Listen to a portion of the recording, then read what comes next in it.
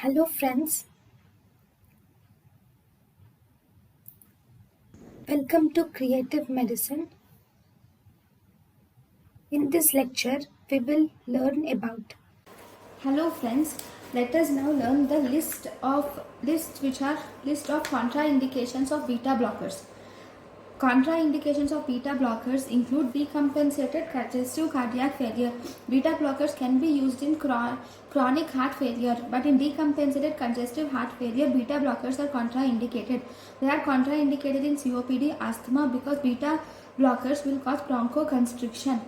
They are contraindicated in carbohydrate intolerance because they result in masking of the symptoms.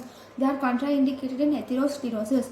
They are contraindicated in bradycardia because beta blockers by themselves cause bradycardia, so bradycardia will be precipitated. They are contraindicated in a variant of angina. They are contraindicated in hyperlipidemia. They are contraindicated in partial and complete heart block. Okay, thank you for watching.